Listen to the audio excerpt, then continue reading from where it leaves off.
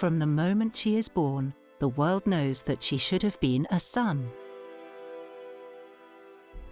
Though strong-willed, intelligent and passionate, beneath the image of this magnificent monarch is a vulnerable woman, keenly aware that her life is in constant peril. Elizabeth was the monarch, but it's a man's world. Of course she had to marry. Of course she had to give England a king.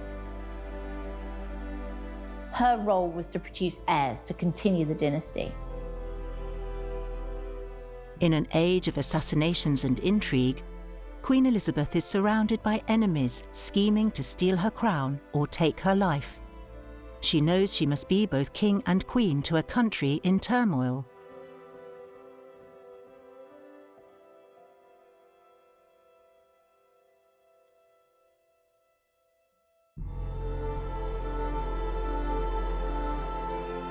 Knowing that life would have been easier had she been born a man,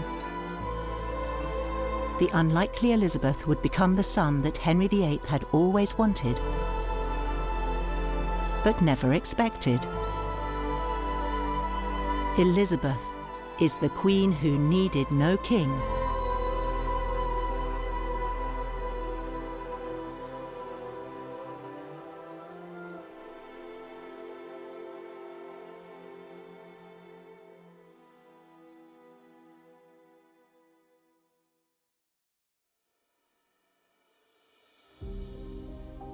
A crescent moon hangs in the night sky above Greenwich Palace in September 1533. King Henry VIII has spent almost 20 years married to his first queen, Catherine of Aragon, but she has failed to provide him with what he wanted most in the world, a son and heir. He has moved heaven and earth to ensure the annulment of his marriage to his first wife, so he and his new queen, Anne Boleyn, could be married and have a child. Anne enters the final stage of her pregnancy. Henry is sure that the child is the son and heir he's been praying for.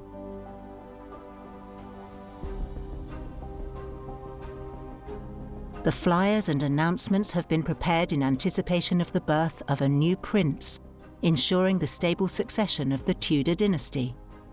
And to everyone's great relief, a healthy baby is born.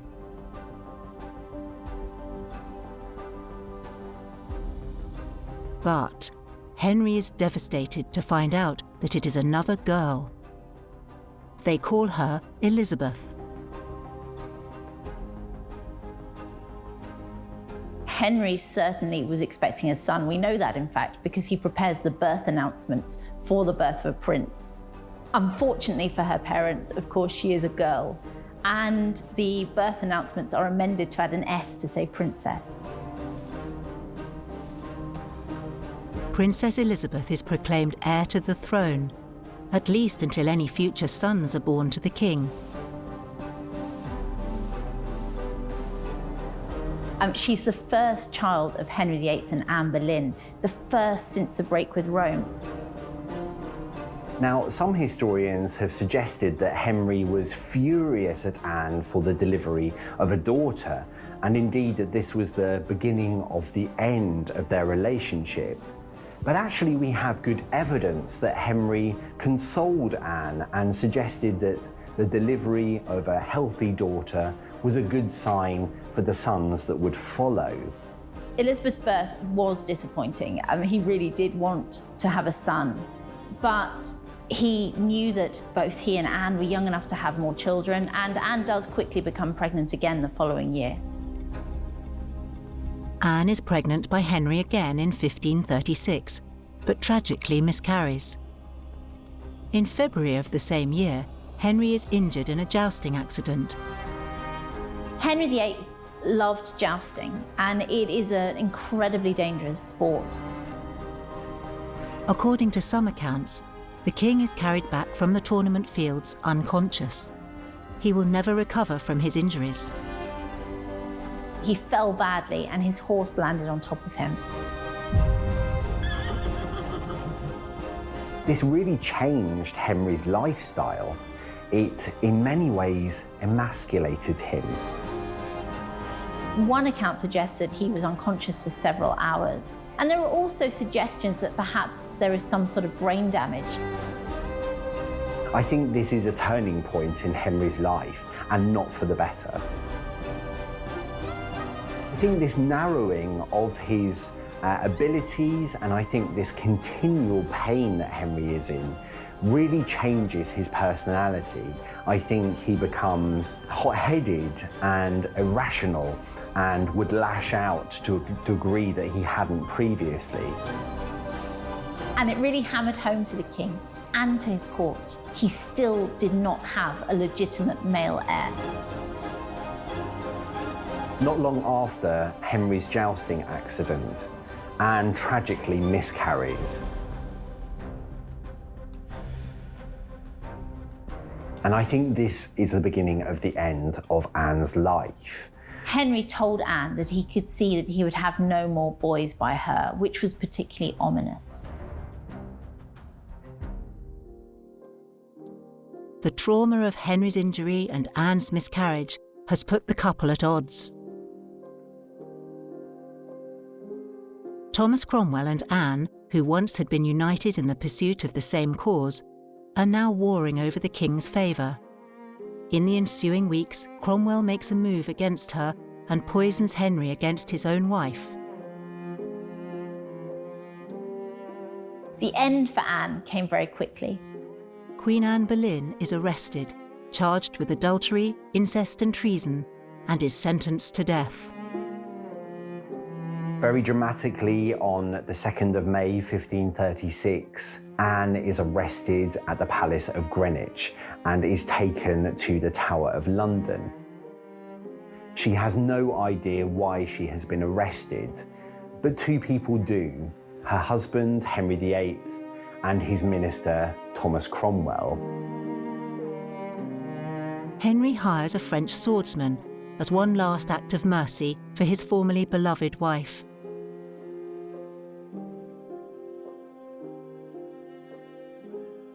Anne is executed on the 19th of May, 1536.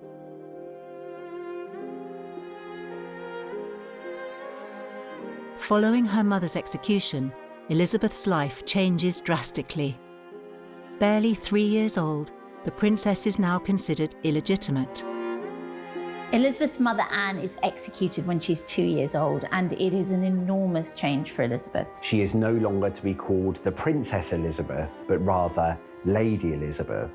And although she is not yet 3 years old, Elizabeth is keenly aware of these changes. She actually says to her governess, you know, why yesterday were you calling me Lady Princess and now you're calling me Lady Elizabeth? Because she notices a drop in status. Her mother's execution must have been the most traumatic event of her childhood and possibly her entire life. She may well not have remembered her mother, but certainly she knew of the circumstances.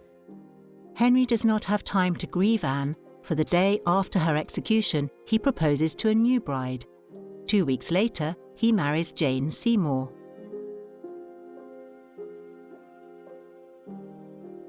The couple has a son, Edward, and he and Elizabeth, only 4 years apart in age, spend much of their childhood together at Hatfield House.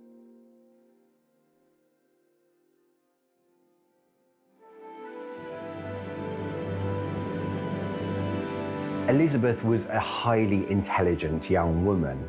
She was gifted in education. Indeed, she spoke 8 different languages. Elizabeth was incredibly intelligent, and she spent most of her days as a teenager and young woman at her desk. I mean, it was actually later remarked of her that she would read Greek for fun, because that was seen as quite strange. The precocious Elizabeth, even at an early age, excels in her studies of language and law. Under the tuition of Roger Ascham, she learnt theology, history, and moral philosophy. Of her he wrote, "Her mind has no womanly weakness, her perseverance is equal to that of a man, and her memory long keeps what it quickly picks up." Elizabeth also learnt, I think, a great deal through her childhood and adolescence about the politics at court. She learned how to bend, She learned how to stand her ground too. Really was a gifted individual. So Elizabeth's relationship with her siblings varied, particularly with Mary. So with Edward, she always had a strong relationship. He's only 4 years younger than her, and they were raised together until he was 6 and left the royal nursery. They were also both raised as Protestants, so they had this affinity with religion. So throughout their childhood and Edward's reign, we can see that he's close. He calls Elizabeth his sweet sister Temperance. She's clearly his favourite sister. With Mary, the relationship is a lot more complex. Mary is much, much older than Elizabeth. She's 17 years old when Elizabeth is born, and Elizabeth is very much born at a traumatic period in Mary's life. Mary has been declared illegitimate, she's been separated from her beloved mother, and her parents' marriage has been annulled. When Elizabeth is born, she becomes heir to the throne instead of Mary. And Mary is then told that she has to join Elizabeth's household as effectively a servant. She has to take her meals in the dining hall rather than in private, which a princess would expect. And she's very much second to Elizabeth. So the relationship is quite tricky. When King Henry VIII died in 1547, Elizabeth was only 13 years old. The prince and Elizabeth's half-brother, Edward, came to the throne upon the death of their father. The boy is only 9 years old at his accession. This is when Elizabeth's life takes a perilous turn. She is placed into the care of her most recent stepmother, Catherine Parr. She is newly married to King Edward's uncle, Thomas Seymour. Seymour is handsome, but 30 years Elizabeth's senior. This probably is one of the most tumultuous periods in Elizabeth's life. It's certainly a confusing and dangerous period for her. Thomas Seymour is an incredibly handsome man. He's the uncle of the new King Edward VI, brother of Jane Seymour. Very, very eligible, very good looking, very charming, although one contemporary describes him as somewhat empty of matter, so he's perhaps not as clever as he thinks he is. Elizabeth seems to have been quite charmed by Thomas Seymour. She is a young girl, a teenager, just approaching her 14th birthday, and she does seem to have had a bit of a crush on him, but he very much exploits this. Soon it's made apparent that Seymour is more interested in the teenage Elizabeth than his own wife, Catherine. And we know from the accounts of Elizabeth's servants that very soon after he joins Catherine's household, Thomas Seymour starts coming into Elizabeth's bedchamber early in the morning. It's really, really inappropriate. Catherine Parr soon discovers the affection Seymour harbours for Elizabeth, and the young princess is sent away. The Regency Council realised Thomas's bid for power and his plan to potentially marry Elizabeth and seize the throne for himself. In January 1549, he is arrested for apparently trying to kidnap the king. He's certainly trying to bring down his brother, who is the Lord Protector. Thomas Seymour is tried for treason. Elizabeth herself does not realise that she has become embroiled in a treasonous scandal until her governess, Cat Ashley, is arrested. Elizabeth's servants are arrested and she is interrogated, and she comes very close to disaster. Elizabeth is also arrested and questioned, but the princess manages to plead for her life and her freedom. Thomas Seymour is not so lucky. And having been convicted of 33 charges of treason by the council, he is executed. This early relationship, whether it was consensual romance or sexual harassment, and all the dangers that came with it, were an early indication to Elizabeth of how love could lead to death and self-destruction. Edward VI was a highly intelligent young man. He was well versed in most subjects, and he was also a radical religious thinker. This was certainly encouraged by his uncles who shared the Protestant faith. In fact, he was something of a religious zealot. And unlike his father, who remained a traditional Catholic, Edward imposed a fully Protestant Reformation on England for the first time. Though their father Henry began the break with Catholic Rome, it is under Edward's zealous rule that the English Reformation begins in earnest.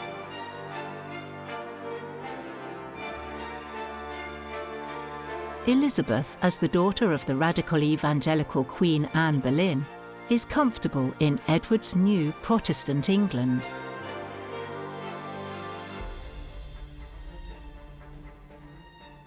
By the time the king is 12, multiple Catholic rebellions have been quelled, prayer books published in his native English, and his uncle and protector Edward Seymour, the Duke of Somerset, has been executed.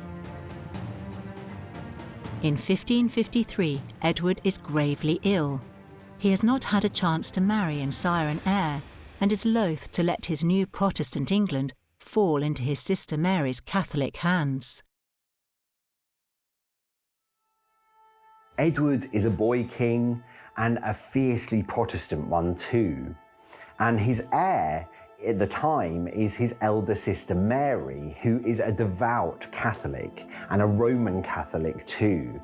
This causes enormous tensions between the two. Their differences are so great that Edward cannot conceive of his sister Mary succeeding to the throne and undoing the Protestant Reformation that he has enacted upon the country, and he goes to great lengths in order to disinherit his sister from the line of succession. By June, he knows that he is dying. He redrafts his will, naming his cousin, the 16-year-old Lady Jane Grey, his successor. He unfortunately dies at the age of 15, but his legacy is certainly the Protestant Reformation, because it is under Edward that Protestantism becomes established in England. When we think about Edward, we often think of him as a boy king, as a footnote to the reign of his father, but actually the Protestant Reformation really should set his reign apart, and we should look more closely at just what Edward achieved. In the wake of Edward's death, Lady Jane Grey is suddenly proclaimed queen and is taken to the Tower of London, which is usually at the centre of political power at the point of a coronation. But support lies overwhelmingly with Mary, Henry VIII's eldest Catholic daughter. Mary arrives in London with an army of men and seizes the Tower of London. Lady Jane Grey is arrested and later executed, and Mary takes her rightful place on the throne of England.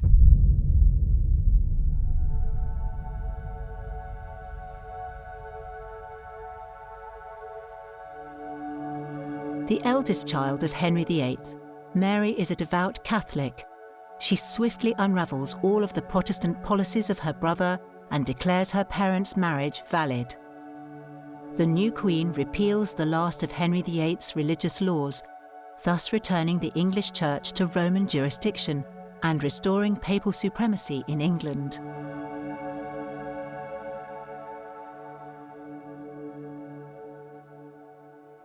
Elizabeth's life hangs in the balance throughout Mary's reign. Her Protestant faith places her at risk of treason, as to believe in a different God than that of the monarch was an act of disloyalty, so heresy was both a civil and religious offence punishable by death.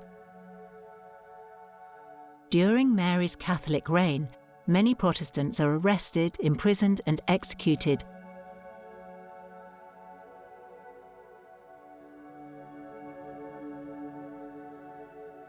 Desperate to avoid a similar succession crisis as her brother Edward, and to ensure her own Catholic rule of England, Mary is desperate for a son and heir.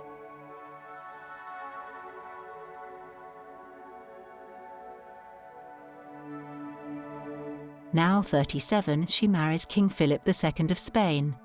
As a result, rebellion sparks. Early in 1554, there is a great rebellion against Mary. It is led by Sir Thomas Wyatt, and it begins in Kent. Thomas Wyatt rebels in favour of Princess Elizabeth ascending to the throne.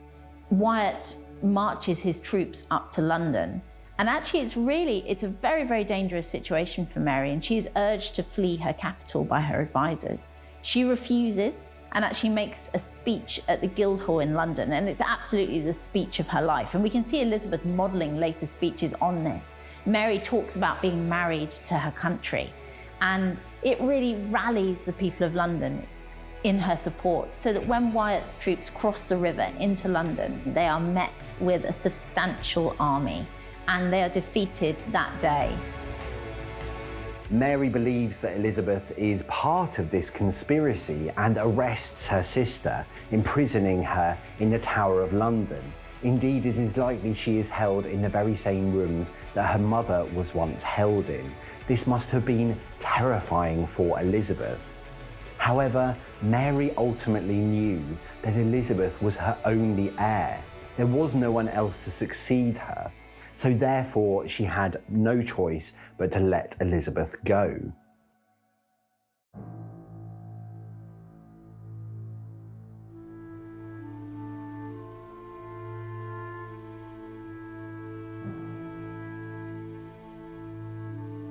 Mary believed that she came to the throne with God's favour, that God had supported her. So she sees her queenship as divinely inspired. So it seems only natural that she will give birth to a Catholic heir to the throne to keep her half-sister away from the crown. Mary was determined to have a son and heir, and at one point she believed very much that she was pregnant. So she has all the symptoms of pregnancy, the doctors agree. Everyone is very, very excited, and she makes preparations for the birth.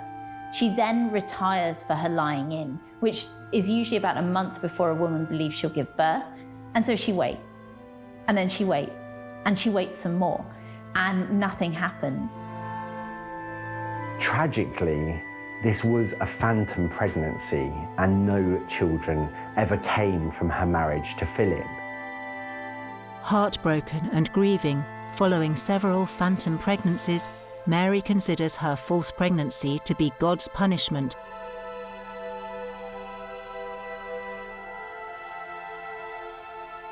By the start of 1558, it is clear that it's only a matter of time before Elizabeth takes the throne. Mary is not going to have a child, and her health is declining.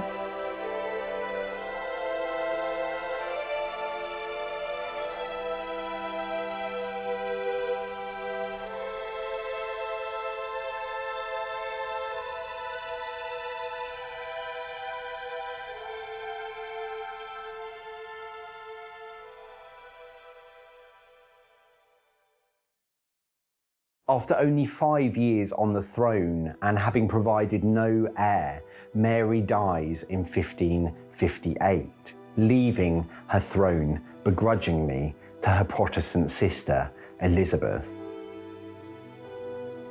Elizabeth is immediately proclaimed queen, and she is told at Hatfield while she is sitting reading under an oak tree. Given the fact that it's November and it's very, very cold, this looks very much like a stage scene, that she is waiting to be told that she is now queen. There was something of a sigh of relief in the country, who had been exposed to quite radical measures to return the country back to the Catholic faith. And they hoped that the young Elizabeth would provide more stability, more peace and harmony. Following her accession at Hatfield, Elizabeth makes her way to London. She's met by cheering crowds. She is Henry VIII's daughter, and in fact her coronation portrait is very much reminiscent of her father. She's displaying herself as Henry VIII's daughter. It was entirely customary for monarchs to be crowned within a couple of months of their ascension to the throne. But Elizabeth was keen to choose the most opportune date in which the crown was to be placed on her head, and therefore she employed the court astrologer John Dee to look at her birth map and choose the most opportune date for her ascension.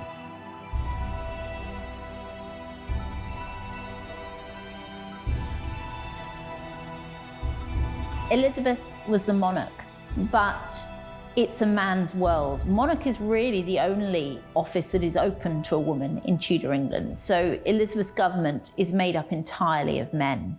And she immediately sets about appointing her council.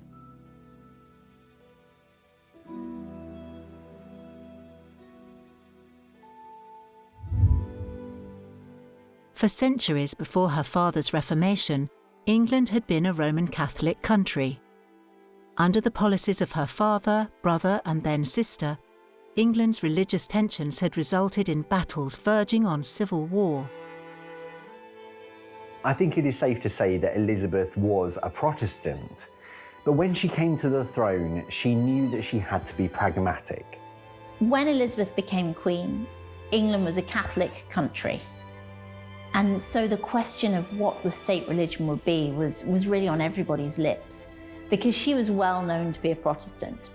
In 1559, she created her religious settlement, where she set the state religion, and it was a Protestant church. The Church of England was Protestant. However, it wasn't as staunchly Protestant as it had been in her brother Edward's reign. So Elizabeth tried to take something of a compromise approach, something of a middle way. She stated that she had no desire to open windows into men's souls, and this must have been something of a relief to her kingdom. When Elizabeth accedes to the throne, she returns the country to Protestantism, but is much more moderate than her siblings in her policy towards religion. Her own inclination wasn't to be quite as Puritan, which is a hotter sort of Protestant, as her brother had been. And for example, she liked to keep a silver crucifix in the Chapel Royal on the altar, something that was hugely offensive to the Puritans at her court. However, there were Catholic factions who were entirely opposed to Elizabeth's rule. They deemed her as illegitimate because of how her mother had been executed.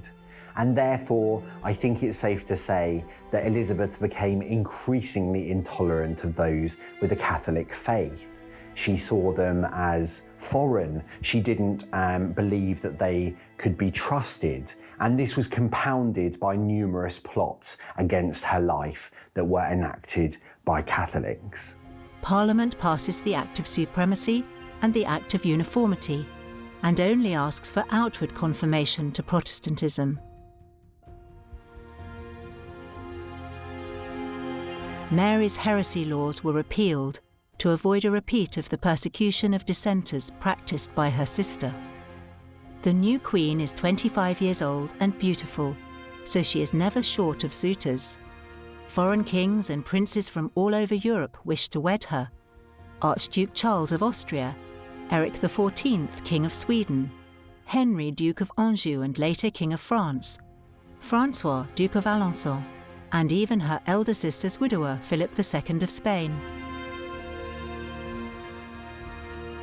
Tudor women had very few rights. They were expected to marry, and they would then become effectively the property of their husband. I think Elizabeth learnt a huge amount about the risks that came with marriage from her mother's downfall. Indeed, I think these risks were also compounded when, at only 9 years old, the same thing happened again to her stepmother, Catherine Howard.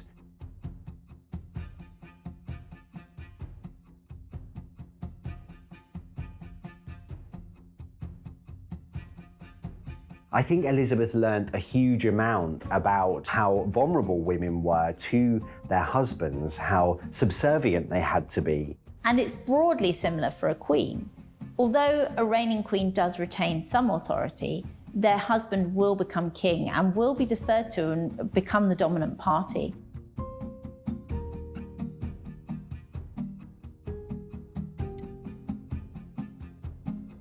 And we can see this with Mary I, who marries Philip of Spain, and he becomes King of England. We can see this in Scotland, where Mary, Queen of Scots, marries Henry, Lord Darnley, and he becomes King Henry of Scots.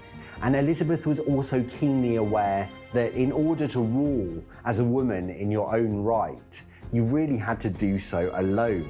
Elizabeth is expected to marry and give England a king.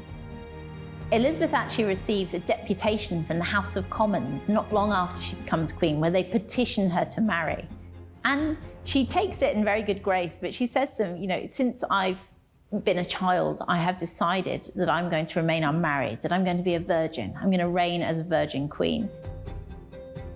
It doesn't really cause any stir, which is surprising, but it's because just nobody believed her. I mean, it was a ridiculous suggestion that this young girl of 25 would hope to reign as queen. Of course she had to marry. Of course she had to give England a king. Her role was to produce heirs to continue the dynasty. Taking a vow of celibacy and promising that she will never marry, she states that she will rule as a virgin queen.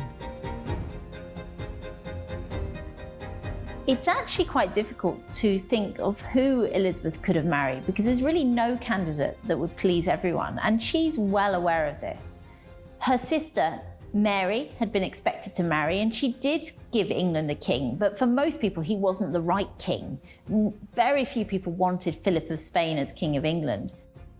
Elizabeth had watched Mary's disastrous marriage to a foreign king, which resulted in a bloody rebellion and England being forced into wars with France. As well as this, her own father had been married 6 times. She had been left incredibly vulnerable by the downfall of her mother. She knew that if she had married, her husband would automatically have become a king regnant. And Elizabeth wanted control, not only of her own destiny, but that of her kingdom too. Growing up, Elizabeth had had no less than 4 stepmothers, following her own mother's execution at her father's hands. Quite apart from her own inclination not to marry and not to share power, she would also know that actually it would be impossible to find a candidate that would please everyone.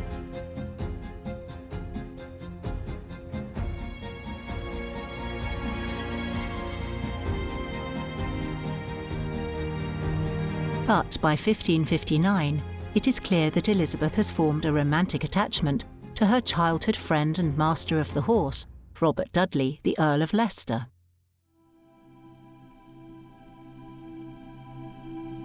Her cousin, Mary Queen of Scots, had married for love.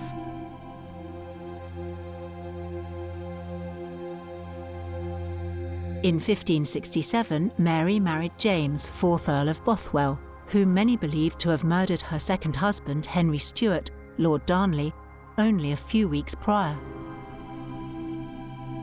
Thus, Mary was forced to abdicate the throne amidst a rebellion. All this serves as a constant reminder to Elizabeth how dangerous love can be.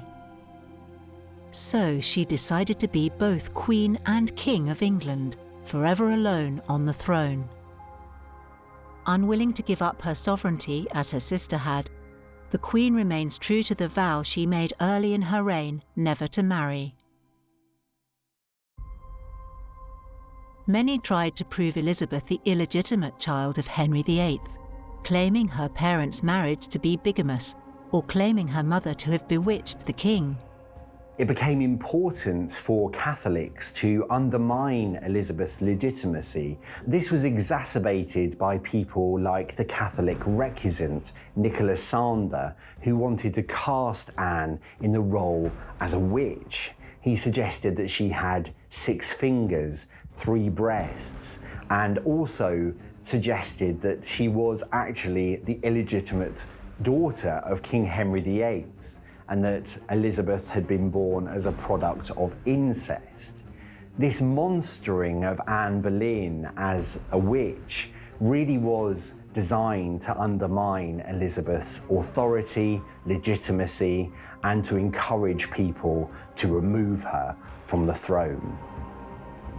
Even Pope Pius V declared her illegitimate in 1570 and released her subjects from obedience to her, calling her a criminal impostor. From this point onwards, several conspiracies and assassination attempts would threaten her life.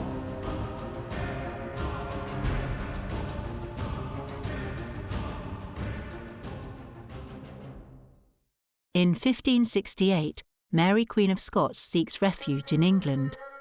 Mary Queen of Scots is undoubtedly Elizabeth's rival. Mary was born in 1542, and when she was 6 days old, she became reigning Queen of Scotland. Mary is undoubtedly the biggest threat to Elizabeth, and this is because of her place in the English succession. So Mary is effectively her heir. She is the next hereditary heir to the throne. Mary, Queen of Scots, was Elizabeth's first cousin, and she had something of a tempestuous rule in Scotland. She had been forced to abdicate the Scottish throne in favour of her one-year-old son, James. However, when she arrives in the country, the Catholic Queen is put under house arrest. She will be imprisoned for almost 20 years. And it was the absolute worst decision she could have taken, because Elizabeth was the one person who could never allow Mary to have her freedom, because Mary is such a threat to her rule. Mary becomes a figurehead for Catholic resistance under Elizabeth's Protestant rule. Indeed, people already thought that Mary had a more legitimate claim to the English throne. And this really matters to Elizabeth, because Elizabeth is still legally illegitimate. So legally she has no title to the throne other than by Act of Parliament and by her father's will. When Elizabeth hears that Mary has landed in the north of England, she orders that she be placed under house arrest. And Mary remains imprisoned by Elizabeth for 20 years. In 1569, there was a major Catholic uprising led by a number of earls in the north of England. They were to marry Mary to Thomas Howard, the 4th Duke of Norfolk, and declare them King and Queen of England. After the rebellion had been quashed, Elizabeth had 750 rebels executed. In 1580, Pope Gregory XIII issued a clarification to the initial papal bull, explaining that Catholics in England should obey the Queen outwardly in all civil matters until such time as a suitable opportunity presented itself to overthrow her, going as far as to say that it would be no sin to rid the world of such a miserable heretic. Plots against Elizabeth hasten in response. As her endless imprisonment continues, Mary of Scots' own support for the murder of Elizabeth is evident if that would lead to her own liberation and Catholic restoration of England. Thus far, Mary has avoided direct involvement in the plotting and scheming for the throne, but this is about to change. And there are several plots, at least, that her name is mentioned in or that she seems to have had direct involvement in. Mary did conspire to overthrow Elizabeth and to place herself on the English throne. Lastly, of course, she is involved in the Babington plot, where she gives her consent to murder Elizabeth.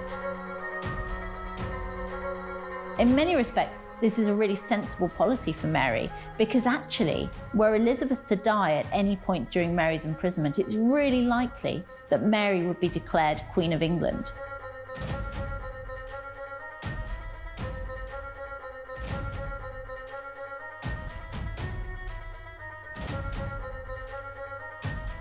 In 1587, correspondence is intercepted by Elizabeth's men that will damn Mary beyond a shadow of a doubt.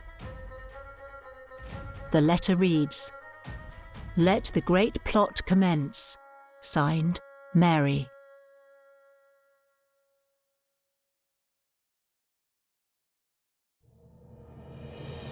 It had been proved without doubt that Mary had consented to murder Elizabeth. Elizabeth knew that Mary wanted her dead. Elizabeth now has no other choice than to sign the death warrant. For years, Elizabeth had conducted her statecraft masterfully and had avoided war despite rising tensions between France and the rest of Catholic Europe. But when news of Mary's execution reached Spain, a war began.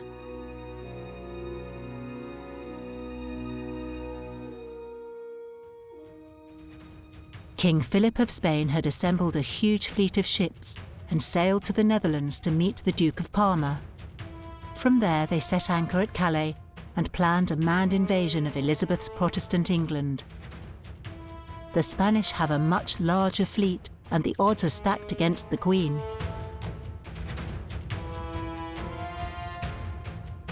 The English were expecting an invasion from Spain, and Philip built a great fleet, the Spanish Armada. So Elizabeth goes to her troops at Tilbury to try and ready her forces. Elizabeth really showed her mettle at a speech that she gave at Tilbury. She talks about having the body of a weak and feeble woman, but having the heart and stomach of a king and a king of England. She really rallies the troops. She portrays herself as a war leader. The English rally their troops, preparing themselves for invasion. But then the weather breaks and the tides turn. Storms form and winds blow, scattering the Spanish fleet. Her commanders, Lord Howard of Effingham and Francis Drake, are able to scatter the Spanish fleet, partly by aid of a Protestant wind that blows in the English favour. England sends burning fireships which scorch and sink the Armada's galleons.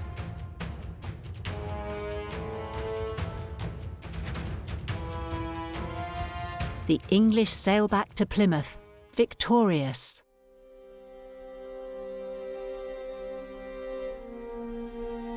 It is a triumph of Elizabeth's reign. And this is where the mythology of Elizabeth really starts. The truth of the matter is that it was more the weather than anything that Elizabeth had done that was the downfall of the Armada. But this is where Elizabeth, the powerful Virgin Queen, really comes into prominence. It is at this point that the mythology of Elizabeth begins. From this point onwards, she becomes Gloriana, the Virgin Queen, the semi-divine monarch of myth and magic. The defeat of the Armada was the high point of Elizabeth's reign, and we know Elizabeth was a great propagandist, and she was determined to use this to create capital on a European stage. And one way that she did this is actually through iconography. We've got the Armada portrait, which was commissioned, and it shows Elizabeth in her absolute prime. The Armada portrait, as the name suggests, is painted in the immediate aftermath of the Armada crisis, and it celebrates the victory that the English have achieved and sort of strengthens Elizabeth's power as a result.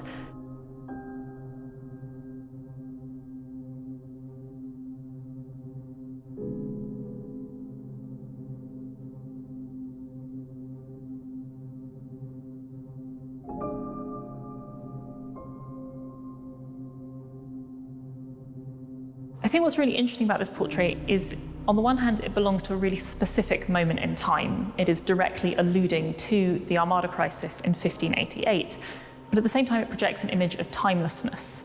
And we see this most clearly in Elizabeth's face.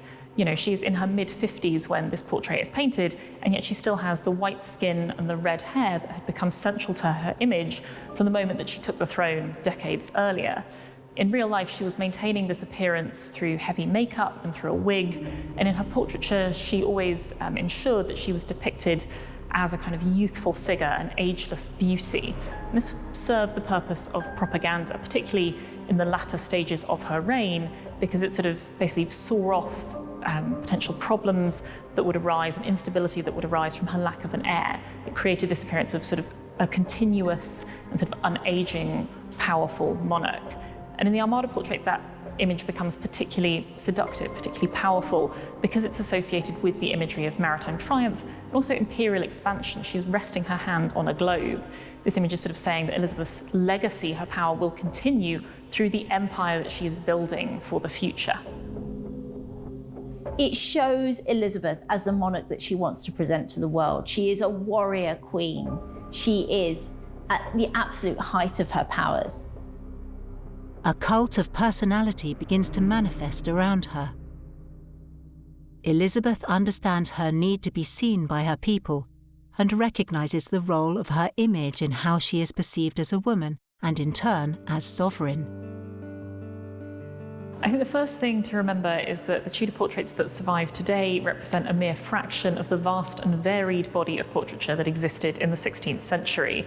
This was a period in which portraiture played an increasingly popular and important role in culture, especially for monarchs like Henry VIII and Elizabeth I, who used portraits as a kind of royal propaganda. Ordinary people would have encountered royal portraits on the coins in their pockets, and some people might have displayed printed portraits like engravings and woodcuts on the walls of their homes. Then you also had more expensive and more elaborate painted portraits displayed in public spaces like universities and guild halls, and of course also in the homes of noble courtiers. She cultivates an image of a queen who does not need a king to be seen as capable and powerful, in the same league as any other Renaissance prince. In portraits, processions and literature, Elizabeth is venerated as Gloriana, the Virgin Queen, the semi-divine ruler of England. Elizabeth really refined her image over the years. She understood the power of dressing powerfully, of covering herself in jewels, of accentuating her femininity. And I think this is where the myth of the Virgin Queen really comes from. It's not only a statement about the fact that she is ruling in her own right, that she isn't touched by man. She also very much uses her femininity to her advantage in her propaganda, because actually being a woman is a major disadvantage for a ruler in the period, and yet actually she is able to use this and to turn it round. Contemporaries talk of being in love with Elizabeth. She's seen as ageless, eternally beautiful. She's the fairy queen. She's Gloriana. And actually again we can see this in her portraits because she doesn't age. When we see portraits of Elizabeth, we're seeing Elizabeth through the mirror of propaganda. So her face remains white and unlined and beautiful throughout her reign. It's only paintings painted after her death where we actually start to see the aging queen, because any portrait that was unflattering would simply be destroyed.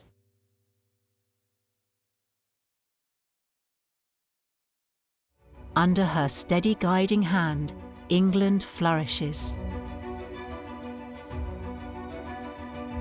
But time stands still for no man or woman. And by the late 1590s, Elizabeth is hurtling towards 70 years old. The ailing queen increasingly suffers from bouts of melancholy following the deaths of several of her close companions.